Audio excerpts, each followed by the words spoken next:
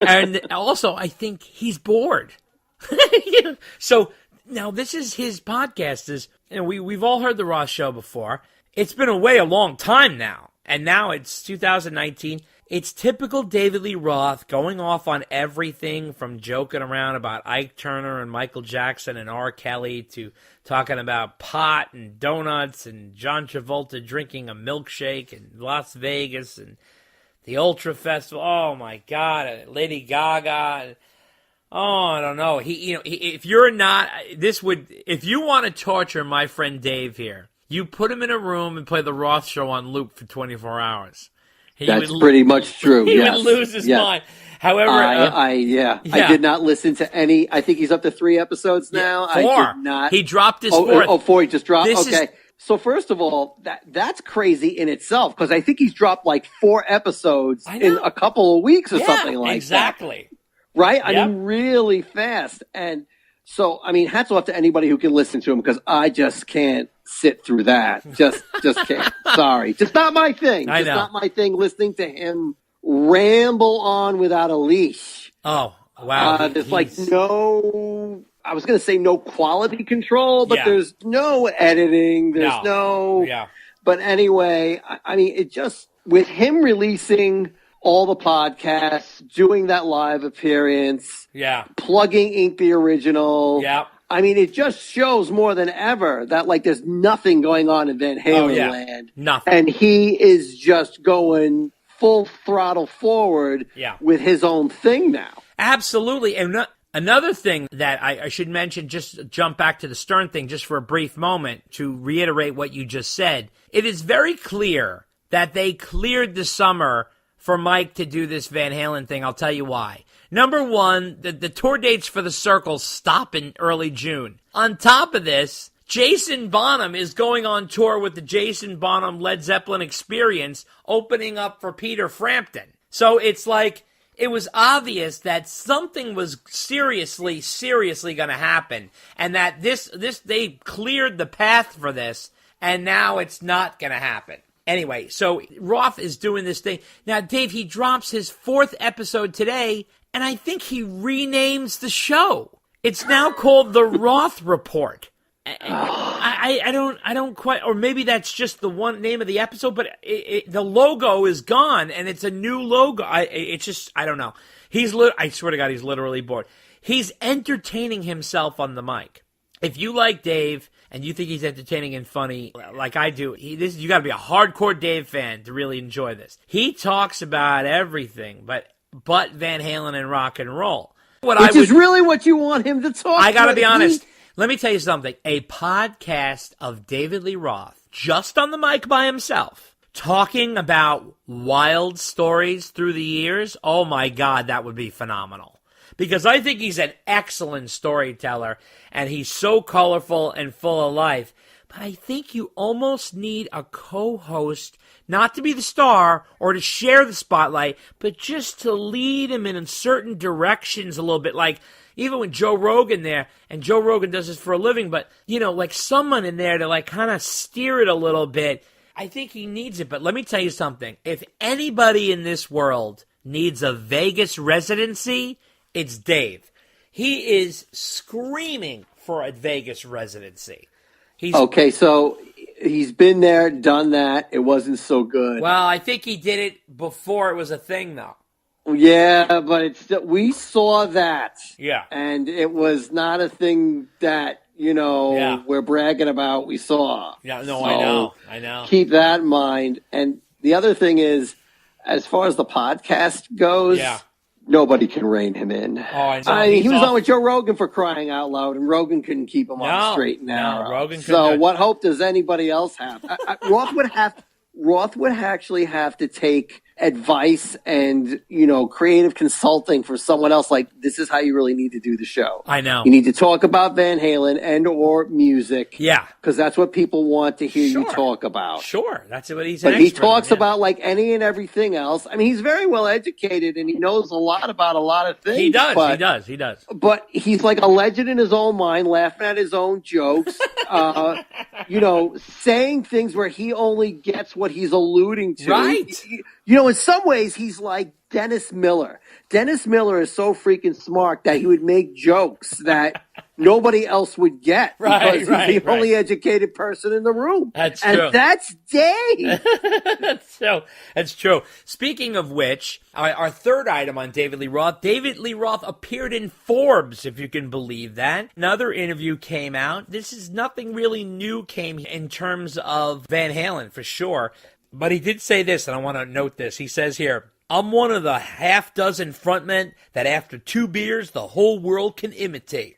Everybody has a David Lee Roth imitation, just like you have a Mick Jagger imitation, and now you have a Freddie Mercury imitation. And he says, nobody imitates Steven Tyler or Robert Plant. Those are static singers that are a little bit closer to Frank Sinatra. I've been dancing. They don't dance. They perform. They present a little closer to what Bowie did. Bowie didn't dance either. Neither does Bruce Springsteen. Bruce Springsteen is a job site foreman at a construction site. I mean, this is what was in the Forbes thing. And it's more of Dave's wax on, wax off type of stuff. I mean, he's got his own religion, this guy. It's hysterical. He does, but I'm kind of like, what's he talking about? I know. Like who gets imitated and who doesn't? It's like, I don't like, no, Dave, not everybody thinks like that, actually. I don't, So.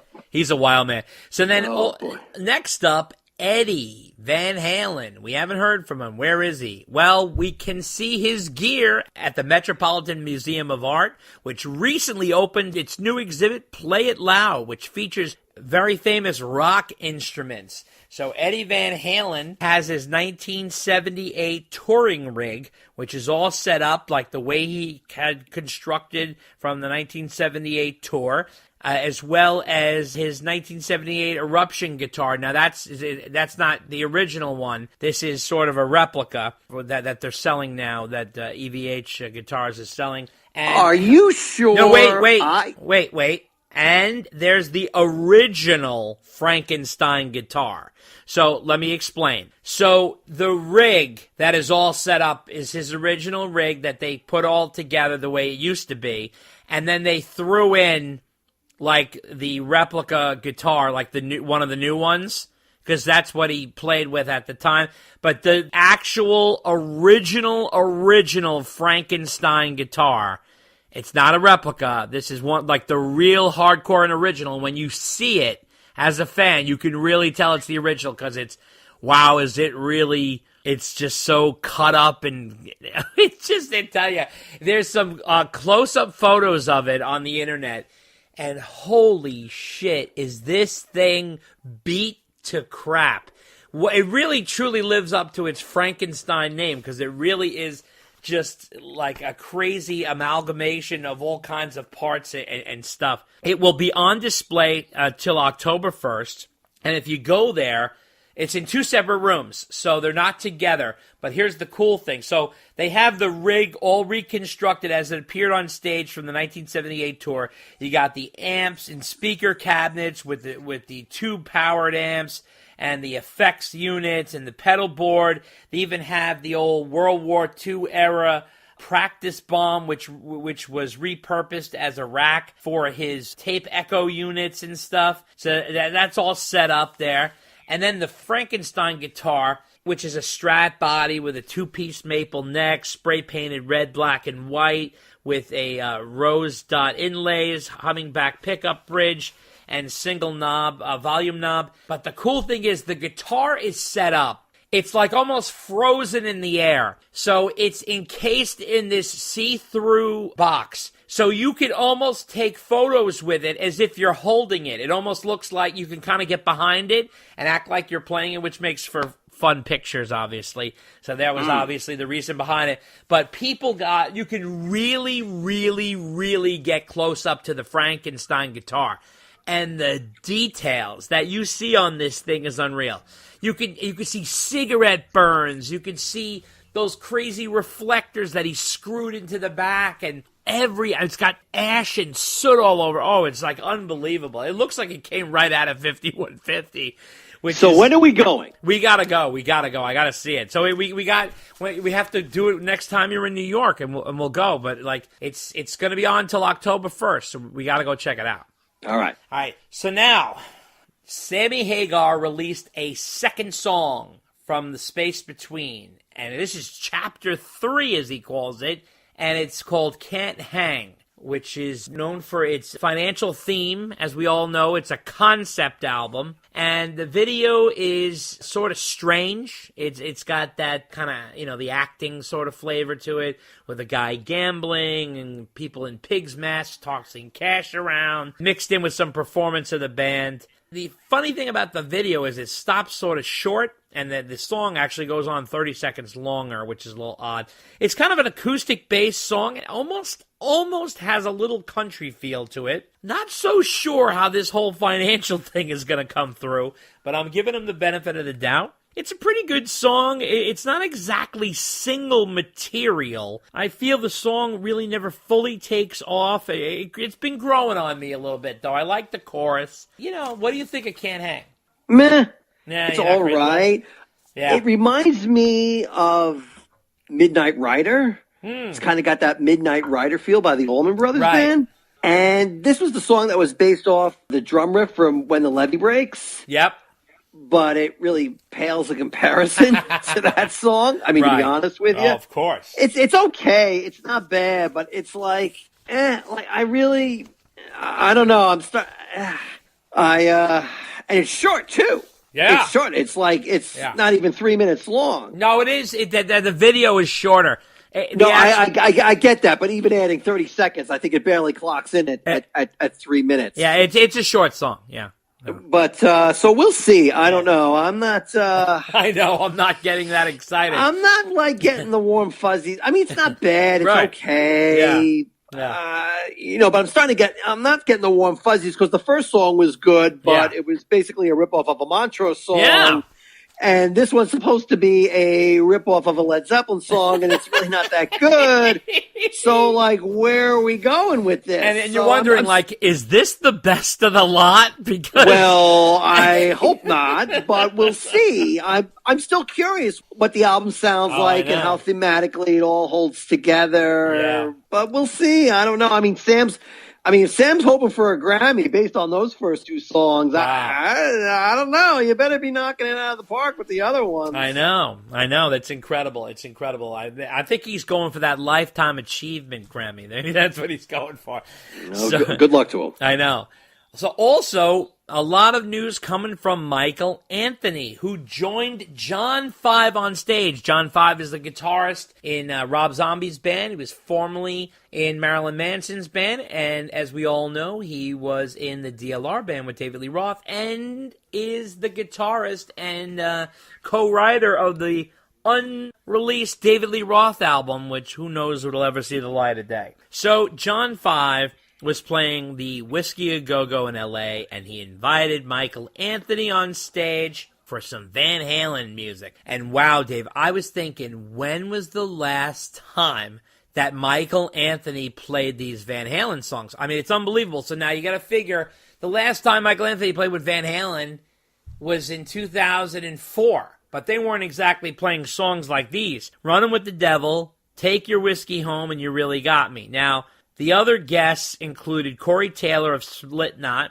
and Shivo Adadajan. I'm sorry if I messed that last name up, but he's of System of a Down. And Fred Curry of Cinderella on drums, who I haven't heard from in a million years. And John 5 called Michael Anthony his hero and one of his favorite guys in the whole world, which I thought was really sweet. Mike's getting all kinds of love from John 5 and Howard Stern. They sounded great, actually, and I tell you, if Roth ever wanted to grab Michael Anthony, John 5, and Fred Curry, it would make an incredible band playing his music, that's for sure. It was nice to see Mike jamming on some of these old-school Van Halen songs. Mike, of course, sounded great. His bass was turned up nice and loud. Taylor did a really nice job doing the Roth gig, and it's also very clear that John 5 is a huge Van Halen fan. The crowd totally ate it up. John 5 even teased the crowd with a little House of Pain riff while he was waiting for Fred Curry to set up his drums, which was fun. And Mike even brought Kevin Dugan, his famous bass tech, out with him, so everybody was screaming for him as well. I don't know, man. I tell you, it sounded great. Corey Taylor even did the good job on the Roth yelps. He was doing all the Roth screams and stuff.